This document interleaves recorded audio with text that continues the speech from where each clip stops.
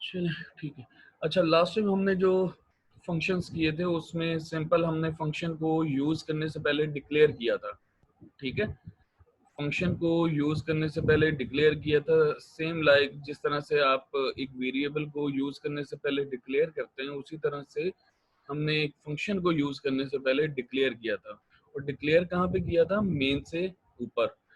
उसमें क्या होता है कि उसमें आपने दो दो तीन चीजें बतानी होती हैं। एक फंक्शन का आपने उसकी टाइप बतानी है, मीन्स के उसकी रिटर्न टाइप बतानी है, फंक्शन का नाम बताना है, और नंबर ऑफ पैरामीटर बताने, नंबर ऑफ आर्गुमेंट बताने हैं कि उस फंक्शन में किस किस्म के आर्गुमेंट हो सकते हैं या पैरामीटर आ सकते हैं या उसमें आप प्लेस कर सकते हैं। तो ये जो नंबर ऑफ पैरामीटर या नंबर ऑफ आर्गुमेंट होते हैं, ये ऑप्शनल होते हैं। ये आपके लॉजिक पर डिपेंड करता है कि आपने इसको प्लेस करना है या नहीं करना, ठीक है। तो हमने जो लास्ट टाइम हमने प्रोग्रामिंग की थी उसमें विदाउट एनी पैरामीटर हमने एक फंक्शन डेवलप किया था, ठीक है, और उसकी एग्जांपल को भी लेके चले थे।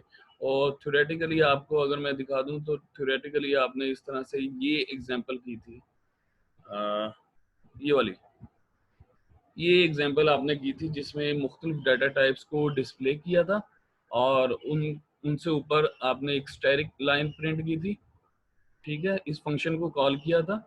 और इस यहाँ पे देखें, ये मेन के ऊपर इसको डिक्लेयर किया था, ऐसे ही है ना, मेन से ऊपर इसको डिक्लेयर किया था और जहाँ जहाँ और इसको यूज किया है कॉल, यानी जहाँ जहाँ आपने मेन फंक्शन के अंदर इसको यूज करना है वहाँ वहाँ पे इसको कॉल करते गए, ठीक है। ये एक, ये दो और ये तीन बार आपने इसकी कॉलिंग की थी, ठीक है। और इसी तरह फंक्शन की डेफिनेशन मैंने बताया था कि उसके दो हिस्से होते हैं, एक फंक्शन का डेक्लरेटर और एक फंक्शन की बॉडी। फंक्शन का जो डेक्लरेटर होता है वो सेम लाइक डेक्लरेशन की तरह होता है, सारा कुछ उसी तरह से आपने मेंशन करना होता है, फकत चेंज कहाँ पे आता है? सेमीकोलन में। डेक्लरेशन में सेमीकोलन आता है और डेक्लरेटर में सेमीकोलन नहीं आता, ठीक है। और इसको हम कहते हैं सिग्नेचर मैचिंग होनी चाहिए। क्या कहते हैं? सिग्नेचर मैच होने चाहिए, ठीक है। मीन्स के यहाँ पे जो इसकी रिटर्न टाइप लिखी है यहाँ पे भी रिटर्न टाइप वही होनी चाहिए, यहाँ पे जो नाम लिखा है यहाँ पे भी डेफिनेशन डेक्लरेटर में भी वही नाम होना चाहिए, ठीक है। अच्छा, यस सर। अभी जो है आप यहाँ पे देखें कि इसको यूज करने से पहले आपने उसको डिक्लेयर किया है, यहाँ पे मेन से ऊपर डिक्लेयर किया है। कंपाइलर को बताया कि हमने इस प्रोग्राम में एक फंक्शन यूज करना है जिसकी रिटर्न टाइप वाइड है और उस फंक्शन का नाम स्टार लाइन है और उसके पास कोई पैरामीटर नहीं है। उस फंक्शन का काम क्या है? उस फंक्शन का काम ये है कि उसने 43 बार 45 टाइम्स इस स्टैरिक को प्रिंट करना है, ठीक है, क्लियर। और फिर आपने जहां जहां पे मेन फंक्शन के अंदर इसको यूज करना है वहां वहां पे आप उस फंक्शन को जस्ट कॉल कर रहे हैं, ठीक। अभी जो कंसेप्ट है, अभी वो कंसेप्ट ये है कि आप फंक्शन को डिक्लेयर करने के बजाय फंक्शन को उसी जगह पे डिफाइन कर दें। फंक्शन को डिक्लेयर करने के बजाय आप फंक्शन को डिफाइन कर दें। ये देखिए, मेन के ऊपर ही डिफाइन कर दिया गया, देख रहे हैं, मेन के ऊपर ही डिफाइन कर दिया गया। मतलब फंक्शन को या तो डिक्लेयर कर दें या मेन के ऊपर डिक्लेयर करें या फंक्शन को डिफाइन कर दें। डिफाइन का मतलब ये है कि जो उसने एक्शन परफॉर्म करना है, जो टास्क परफॉर्म करना है, वो उसके मेन से पहले ही आप डिक्लेयर कर दें, मीन्स के डिफाइन कर दें। तो कितने तरीके हैं फंक्शन को कंपाइलर को बताने के लिए कि फंक्शन कौन सा होगा, उसका वर्किंग क्या होगी और उसके नंबर ऑफ पैरामीटर क्या होंगे, उसका नाम क्या होगा, कितने पैटर्न है?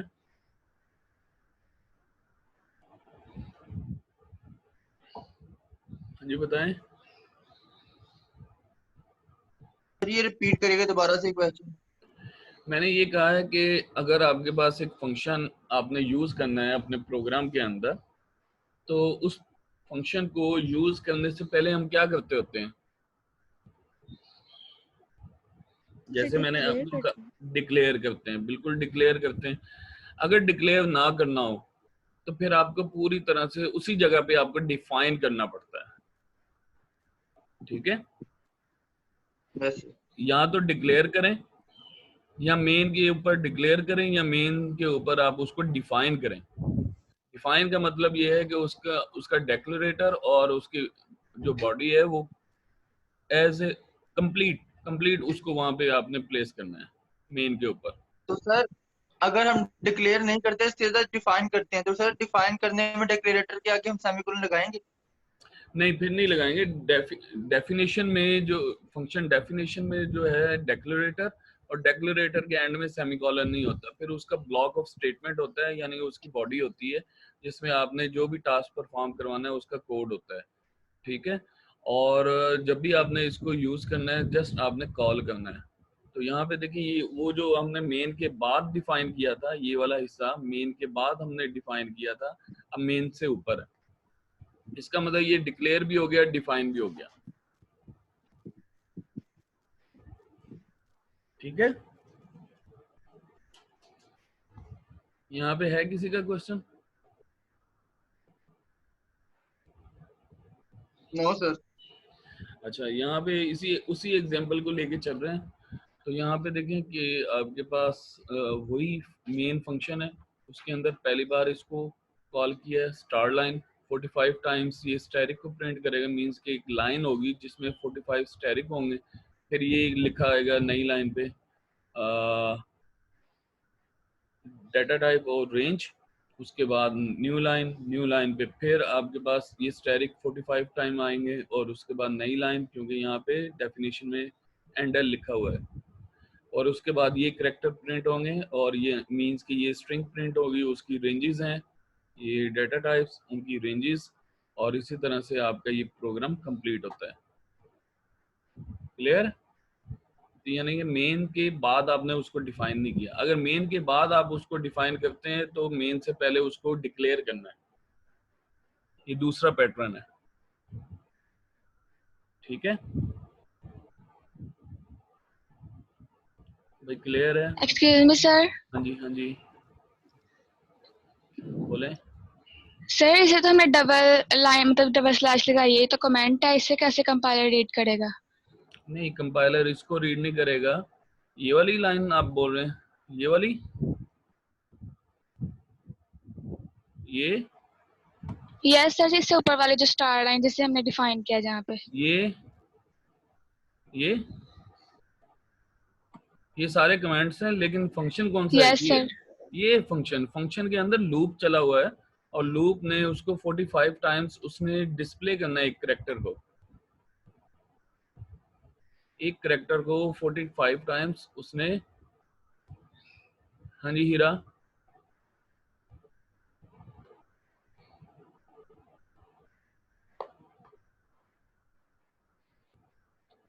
और किसी का क्वेश्चन? सिंपल सी बात है कि यहाँ तो फंक्शन को डिक्लेयर करें या डिफाइन करें।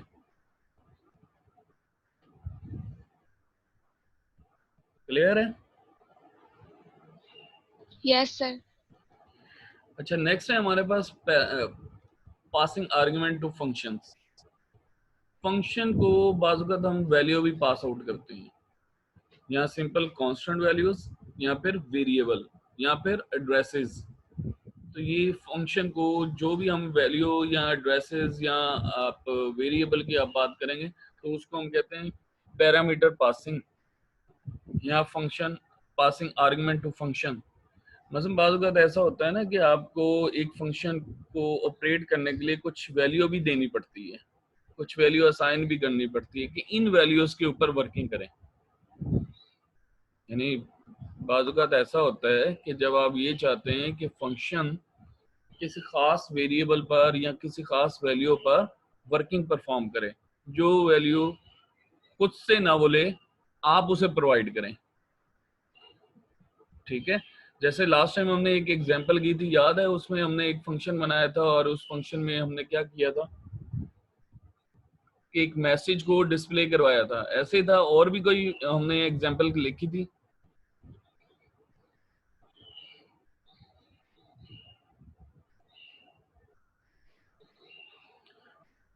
कितनी एग्जांपल्स की थी हमने लास्ट लेक्चर में?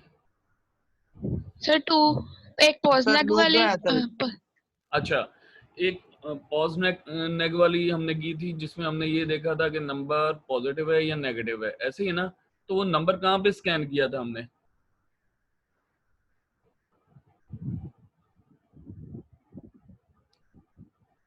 वो नंबर फंक्शन में किया था या मेन के अंदर किया था? नंबर स्कैन जो सर किया था फंक्शन में किया था। फंक्शन में किया था, पॉज नेक फंक्शन के अंदर ही हमने उसकी स्कैनिंग की।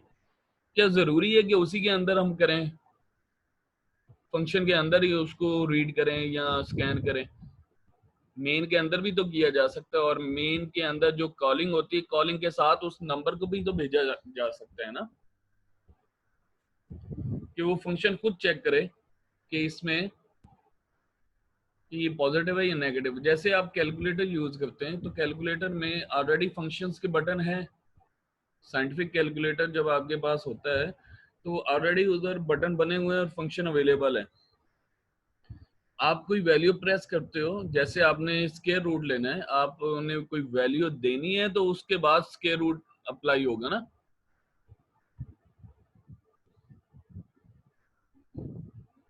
बात समझ आ रही है कि नहीं? आप वैल्यू वहां पे लिखते हैं 144 और उसके बाद स्क्वायर रूट का फंक्शन आप प्रेस करते हैं, बटन प्रेस करते हैं तो वो उसका आंसर देगा, 12 उसका आंसर देगा। है ऐसी यस बात? सर। हाँ जी फौजिया, आप यस पूछना सर। चाहती? नो सर, मैं बस कह रही हूँ कि जी ऐसे ही होता जी है। नो सर, कोई क्वेश्चन नहीं है मेरा। और किसी का?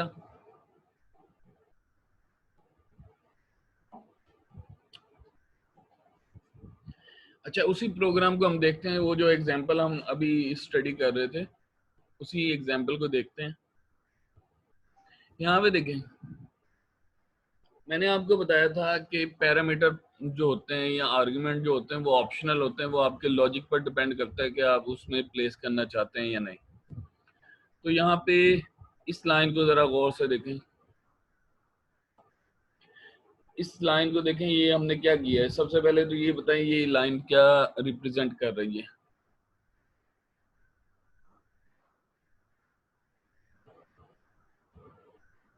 सर फंक्शन को डिक्लेयर किया हमने यहाँ पे। फंक्शन को डिक्लेयर किया, इसकी रिटर्न टाइप क्या है? मैं हर एक से पूछूंगा। अब्दुल्ला, इसकी रिटर्न टाइप क्या है? सर करैक्टर और इंट है।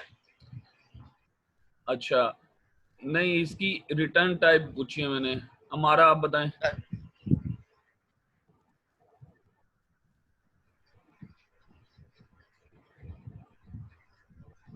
हमारा है,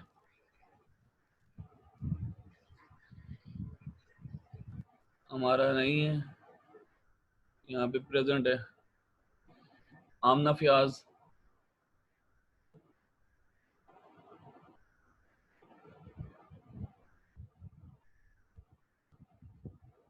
वो भी नहीं है।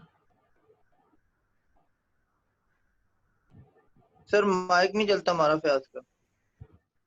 अच्छा, आंसर,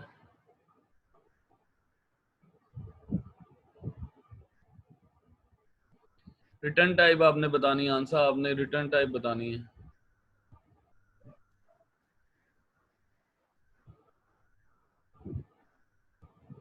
अरीशा, आप बता दें।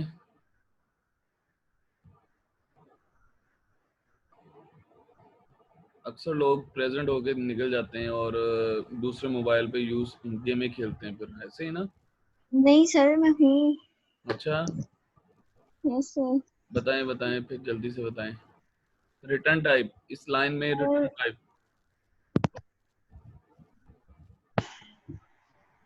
सर मैं सोच रही हूँ। सोच रही हैं इतनी देर? सर सुबह सुबह थोड़ा सा दिमाग नहीं काम करता ना, सोया होता है। ये तो बात है, सुबह सुबह दिमाग काम नहीं करता, अभी फ्रेश भी नहीं हुए होते हैं हम, है ना? Yes sir. हाँ जी, दुआ नूर,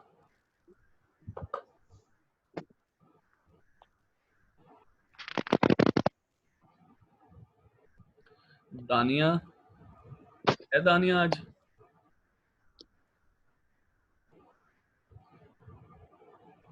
फिजा हमारा सर जी जी फिर वॉइड है। वाइड है रिटर्न टाइप। मैंने आपको बताया था पहले उसकी रिटर्न टाइप, फिर उसका नाम, फिर उसके नंबर ऑफ आर्ग्यूमेंट। ठीक है ओके सर। हाफिज साहब, 2-4 लोग ही हैं आपकी क्लास में जो बोलते हैं या जवाब देते हैं, बाकी लोग किधर हैं? 27 लोग यहाँ पे शो हो रहे हैं और 27 में से मेरा ख्याल है 5-6 प्रेजेंट है, बाकी सारे गायब हैं। सर कुछ ने माइक बंद किया होता है, वो चैट में बता रहे होते हैं कुछ। वो एक आधा जो चैट में बताता है वो बोलता भी है, जो चैट में लिख रहा है ना वो बोल भी पड़ता है। बाकी लोग मेरा नहीं ख्याल कि वो हाजिर होते हैं। हाजिर है सर जी। अच्छा, फिर पार्टिसिपेट किया करो यार। Okay sir. सर यही थे। अच्छा, शुक्र है ये कि आप। अनीशा रोज, शहरोज, समझ आ रही है बात की?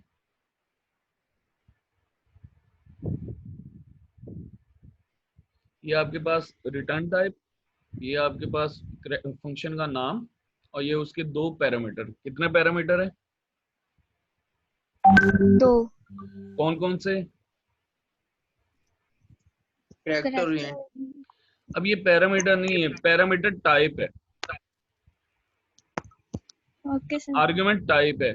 एक करैक्टर टाइप का है, एक इंटीजर टाइप का है। इसका मतलब ये है कि इस फंक्शन ने 2 वैल्यू लेनी है और रिटर्न कितनी करनी है?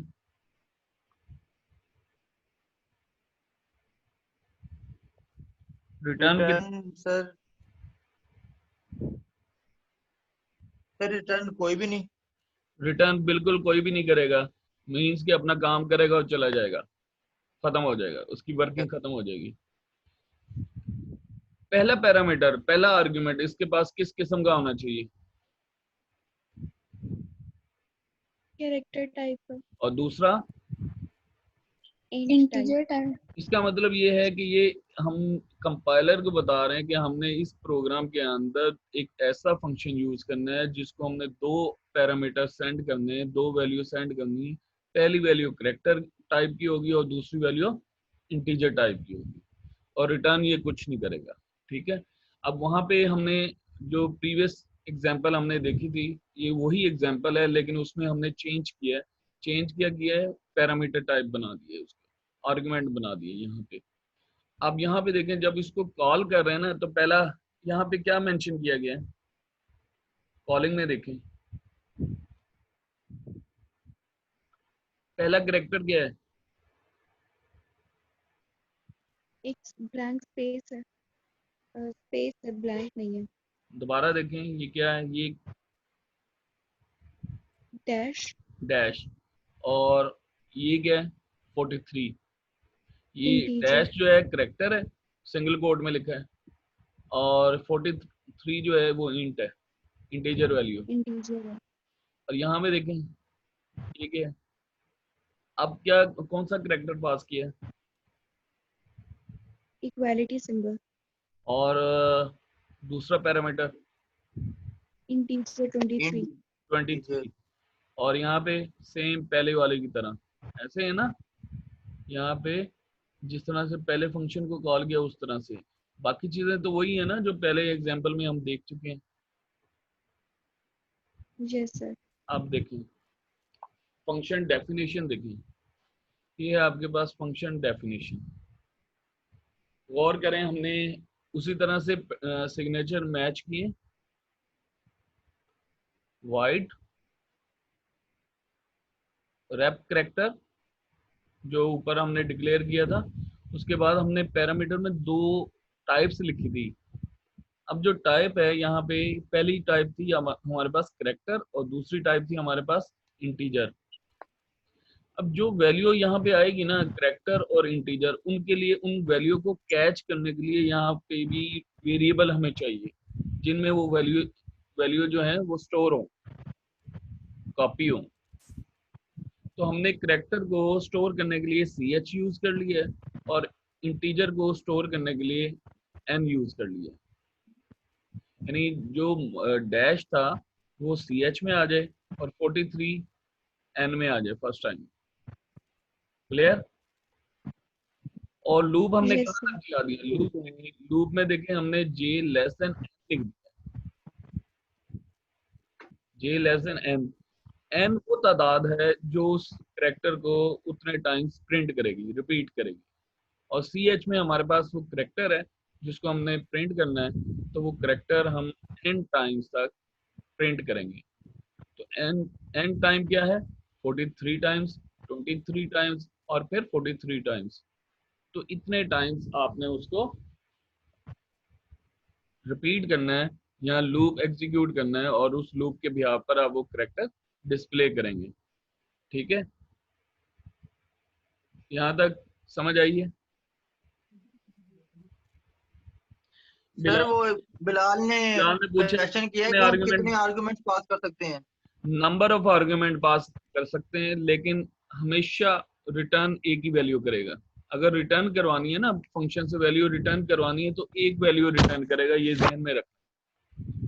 लेकिन आप नंबर ऑफ आर्गुमेंट पास कर सकते हैं, जितने मर्जी आप आर्गुमेंट पास कर दें, आपके लॉजिक पर डिपेंड करता है। Okay sir. यहाँ पे किसी का कोई क्वेश्चन रेज होता है? फंक्शन डेक्लेरेशन भी आपके सामने है और फंक्शन डेफिनेशन भी आपके सामने है।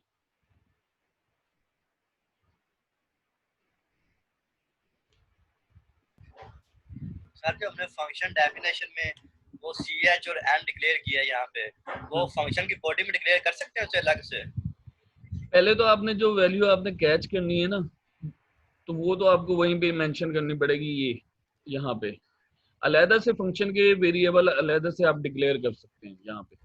जैसे हमने लास्ट एग्जांपल में हमने किया था, जिसमें हमने पॉजिटिव नेगेटिव के लिए एक नंबर स्कैन किया था, तो नंबर का जो नाम था वेरिएबल हमने डिक्लेयर फंक्शन के अंदर ही किया था। तो जब आपने पैरामीटर रिसीव करने हैं, तो पैरामीटर रिसीव करने के लिए भी आपके पास कुछ वेरिएबल होने चाहिए उसी टाइप के, ताकि वो वैल्यू उनमें जाके कॉपी हो जाए। हाँ जी, अब्दुल्ला पूछना है कुछ? अब बताएगा कोई आउटपुट इस प्रोग्राम की क्या होगी?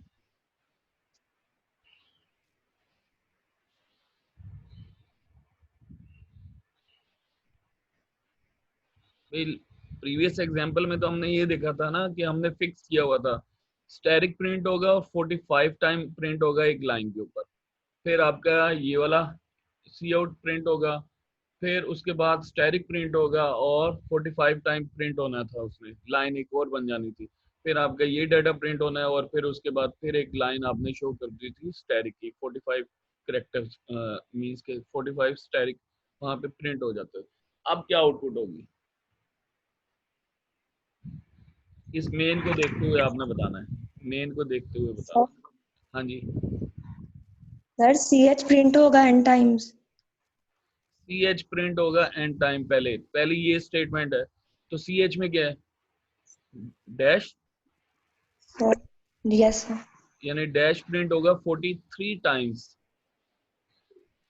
यानी एक लाइन बन जाएगी इस तरह की, जैसे ये कमेंट्स में ये लाइन बनी हुई है, इस तरह की एक लाइन बन जाएगी, लेकिन उसमें जो डैश हो गया वो 43 टाइम्स प्रिंट होगा। उसके बाद ये लाइन प्रिंट होगी, उसके बाद क्या प्रिंट होगा, कौन बताएगा? इस लाइन की प्रिंटिंग कैसे होगी, इस लाइन का आउटपुट क्या जनरेट होगा? ये जो मैंने हाईलाइट की है line, Equality symbol equality symbol कितने बार? 23 times. 23 टाइम्स, बिल्कुल ठीक है। उसके बाद आपका ये डाटा प्रिंट होगा जो आपने सी आउट में लिखा है, और उसके बाद जो लास्ट में आप यहाँ पे लिखा हुआ है वो क्या प्रिंट होगा? Blank again 43 times. ब्लैंक नहीं है, डैश है, Dash, sorry. 43 टाइम्स। ठीक है, अब आप इसका आउटपुट देखें, अब यहाँ पे देखें, ये आउटपुट है इसका।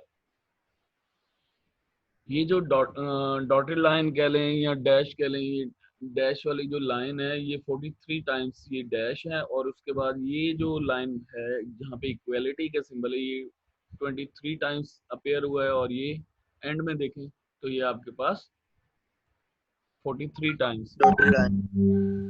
डैश शो हुआ है। तो क्लियर है यहाँ पे?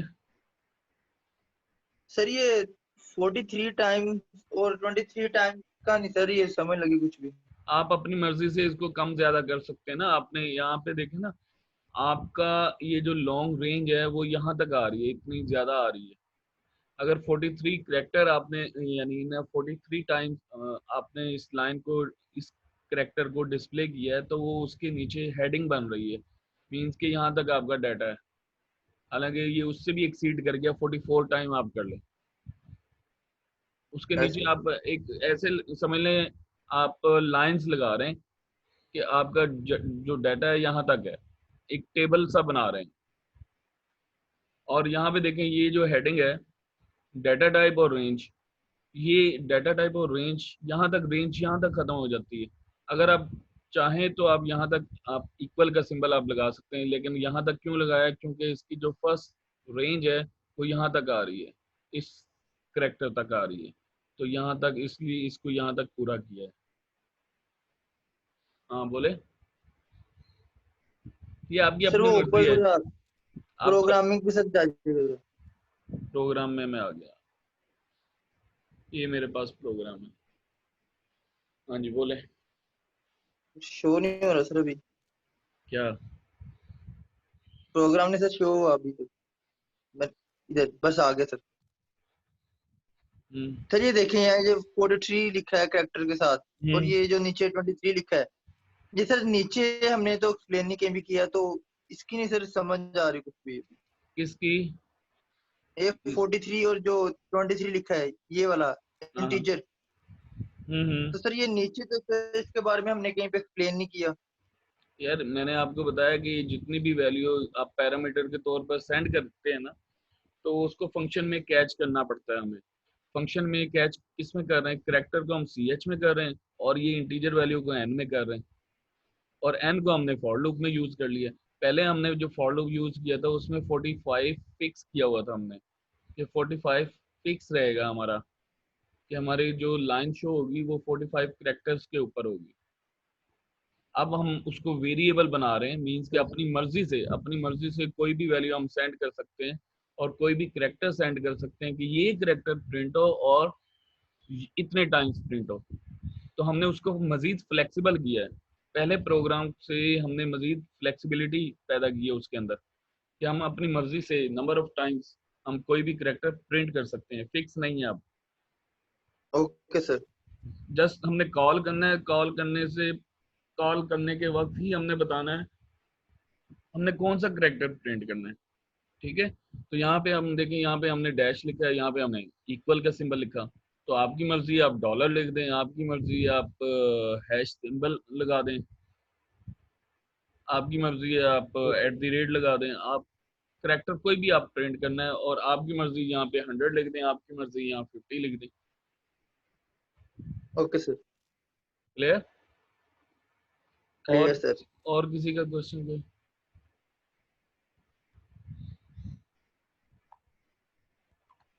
है क्वेश्चन किसी का? सर हाँ जी। सर हम मेन फंक्शन में at a time different values को कॉल करवा सकते हैं? डिफरेंट वैल्यू को क्या मतलब? सर कॉल करवा सकते हैं। जितनी बार मर्जी आप कॉल करवाएं एक फंक्शन को। सर डिफरेंट वैल्यूज को, जैसे सर आपने जो वेरिएबल टाइप जो नेम है वो सेम लिखा है, लेकिन जो आर्गुमेंट है वो डिफरेंट लिखी हुई है सर, पहले 43 है हाँ देन जी, 23 है, ऐसे। बिल्कुल ऐसे आप अपनी मर्जी से आप पैरामीटर वैल्यू चेंज कर सकते हैं आप, क्योंकि फंक्शन ने उन वैल्यूज के ऊपर काम करना है। यहाँ पे देखिए ये जो वैल्यूज आपने सेंड की है वो एक ch में आएगी और एक आप n में आएगी, और उसी के बिहाफ पर ये वर्किंग करेगा। अगर मैं इसकी आगे कोई डायग्राम है तो मैं देखता हूँ कि डायग्राम है। अच्छा एक और प्रोग्राम है यहाँ पे, या उसी उसी उसी हद तक रहूं, अभी कांस्टेंट वैल्यू हमने पास की है, वेरिएबल पास नहीं किया। इसी को अंडरस्टैंड कर लें ताकि ना आपको थोड़ी सी अंडरस्टैंडिंग हो जाए, और फिर हम कोडिंग की तरफ जब हम कल मूव करेंगे तो इंशाल्लाह आपको और भी चीज़ें समझ आएंगी। अभी यहाँ पे इसको अंडरस्टैंड करते जाएं ताकि ना इसमें कोई वहाम ना हो, कोई एम्बिग्विटी ना रहे। हाँ जी, हमने पूछना है कुछ? नहीं सर नो बस। सर। और किसी का क्वेश्चन? नो सर, कोई नहीं। किसी का कोई क्वेश्चन नहीं?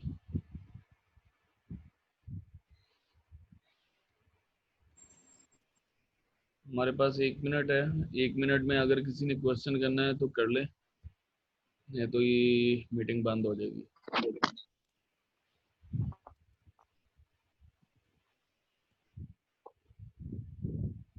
ओके, फिर नहीं है क्वेश्चन किसी का? सर ये जो हमने जे ली है, ये जो जे ली है, ये हमने कैरेक्टर की जगह पे लिया है। जे तो एक वेरिएबल हमने यूज किया ना लूप के लिए, तो लेकिन सर हमने इसे कहीं पे डिक्लेयर भी नहीं किया तो ये डिक्लेयर यहाँ पे किया तो है लूप के ऊपर। अंदर। ये देखो डिक्लेयर भी किया, इनिशियलाइज भी किया। सही सर, लूप के अंदर ना गया। सी प्लस प्लस में आप ओके सर, किसी लूप भी के अंदर। वेरिएबल को यूज करने से पहले वहीं पे आप डिक्लेयर भी कर सकते हैं। सी ओके प्लस सर। प्लस को यूज करने, वेरिएबल को यूज करने से पहले एक स्टेप पहले आप उसको डिक्लेयर कर सकते हैं। Okay sir.